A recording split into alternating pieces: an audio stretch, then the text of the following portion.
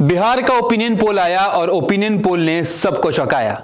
CNX का सर्वे आया है, यानी ओपिनियन पोल आया है किसको लेके? बिहार को लेके। बिहार के दिल में क्या है? बिहार किसे इस बार जिताने वाला है? नीतीश कुमार के पलटने के बाद, आरजेडी के टूटने के बाद क्या बिहार में कुछ बदलने वाला है? ये ओपिनियन पोल यही बताने वाला है। सीएनएक्स ने सर्वे किया है, वो बताता है कि बिहार की 40 लोकसभा सीटों पे कौन जीतने वाला है, हम आपको बताने वाले हैं। सीएनएक्स के सर्वे के अनुसार बीजेपी डोमिनेट करती नजर आ रही है, पिछले अपने मुकाबले को, अपने फाइट को दोहराती नजर आती है, पिछले परफॉर्मेंस को दोहराती नजर आती है और बीजेपी यहां पे 17 सीटें जीतनी नजर आती है। इसके साथ साथ जेडीयू, बहुत सारे क्वेश्चन मार्क्स उठे थे कि क्या जेडीयू पे लोगों का भरोसा है कि नहीं है, क्या जेडीयू को लोग वोट देंगे या नहीं देंगे, क्या जेडीयू पे लोग भरोसा करेंगे या नहीं करेंगे, क्योंकि बार बार चाचा पलटते रहते हैं। चाचा नीतीश कुमार को एक टर्म दिया गया है, ऐसा कहा जा रहा है कि पलटू राम चाचा बार बार पलटते रहते हैं, तो क्या लोग उन पर भरोसा करेंगे?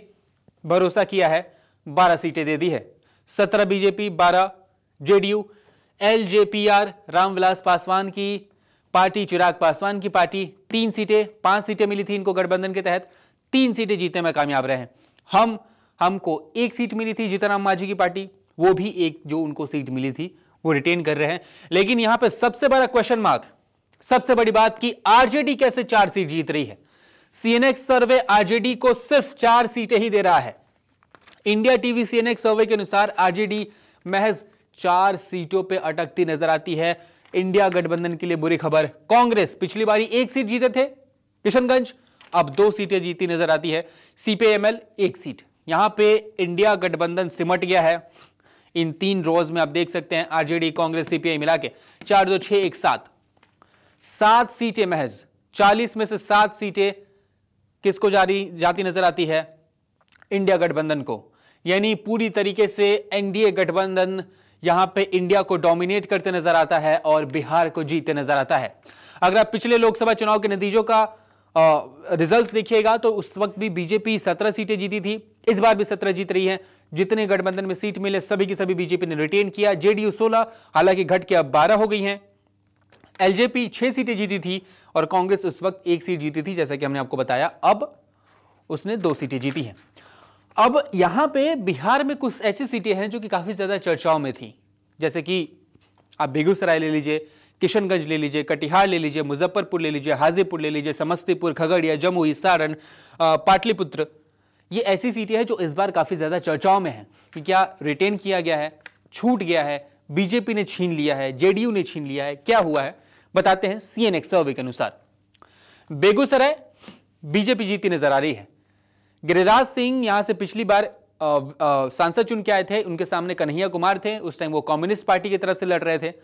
वहां पे कन्हैया कुमार को हराया था गिरिराज सिंह ने, और उसके बाद से जीत हासिल की थी। फिलहाल बताया जा रहा था कि बेगूसराय में गिरिराज सिंह को लेकर काफी ज्यादा विरोध जताया जा रहा है, उनकी गाड़ी को वापस कर दिया गया, काफी ज्यादा वीडियोज भी वायरल हुए। लेकिन उसके बावजूद भी सीएनएक्स सर्वे ये बताता है कि बेगूसराय बीजेपी रिटेन करेगी, यहां पर जीत हासिल करेगी।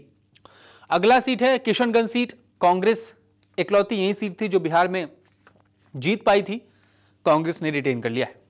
अगला सीट है कटिहार। नया कुनबा कांग्रेस के हाथों में आया है।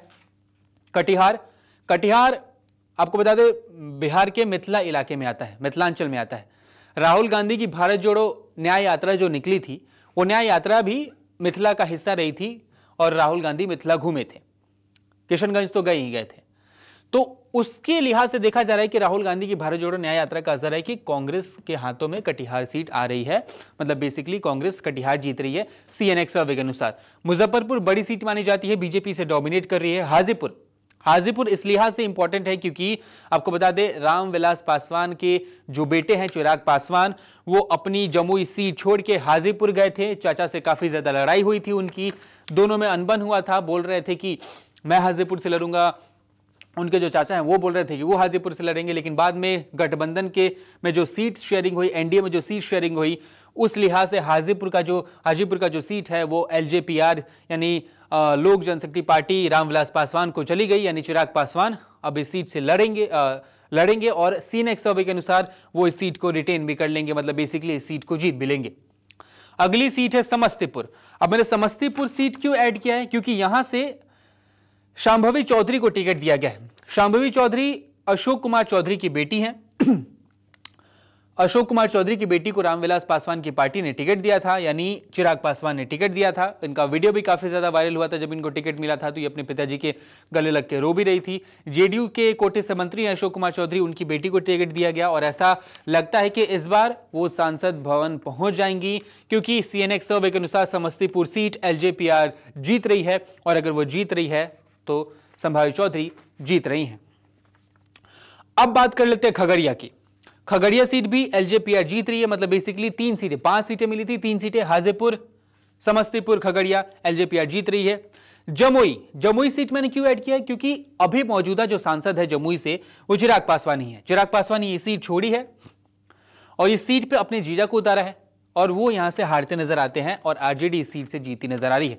अगला सीट है सारण। सारण क्यों लिया है मैंने? सारण इसलिए लिया है क्योंकि यहां से रोहिणी आचार्य चुनावी मैदान में उतरी हैं। तेजस्वी यादव की बहन जो है वो यहां पे चुनावी मैदान में उतरी हैं। काफी ज्यादा वोकल नेता है, उनकी जनसभाओं में भीड़ देखने को मिला था। वो अपने इलाके में प्रचार करने गई थी, काफी बड़ी तादाद में भीड़ आई थी, लेकिन वो जो भीड़ आई थी वो सिर्फ वहीं तक सीमित रह गई। कोई भी ऐसा लगता है कि उन्हें वोट देने के लिए तैयार नहीं है, क्योंकि सीएनएक्स सर्वे तो यही बताता है कि सारण पर बीजेपी का कब्जा होने वाला है। अगली सीट है पाटलिपुत्रा, पटना की सीट है, कैपिटल है, इसलिए हमने इसे भी ऐड कर लिया है। पाटलिपुत्रा से भी जो है वो बीजेपी जीती नजर आ रही है। मतलब बेसिकली ये कुछ ऐसी हॉट सीटें थी जिसके बारे में आपको बताना जरूरी था कि यहां पे क्या होने वाला है, कौन जीतने वाला है, और क्या कोई जैसे कि कोई सीट रिटेन कर पा रहा है या फिर किसी के हाथों से वो सीट चली गई है। आप सबने देख लिया, लेकिन एक बात यहां पे ध्यान देने वाली है, क्योंकि ये एक ओपिनियन पोल है। ये बस चुनाव से पहले लोगों से पूछताछ के बाद, बातचीत के बाद कुछ आंकड़े निकाले जाते हैं, जिसके आधार पे ये नंबर्स फिट करके हम आपको दिखाते हैं। इंडिया टीवी सीएनएक्स सर्वे के अनुसार हमने आपको बताया कि कौन जीत सकता है। ये फाइनल आंकड़े नहीं है, फाइनल आंकड़े आपको ही तय करने हैं, यानी आप व्यूअर्स को तय करना है। तो घर से निकलिएगा, जब आपके क्षेत्र में मतदान होगा जाइए वोट कीजिए, और उसके बाद से 4 तारीख को न्यूज़ 24 आपको बताएगा सबसे सटीक, सबसे तेज चुनावी आंकड़े। नमस्कार, मैं हूं मानक गुप्ता। अगर आपको हमारा ये वीडियो पसंद आया हो तो इसे लाइक और शेयर जरूर करें, और हां, हमें सब्सक्राइब और फॉलो करना ना भूलें, ताकि आप देश और दुनिया की कोई खबर मिस ना करें। तो जुड़े रहिए हमारे साथ और देखते रहिए न्यूज़ 24।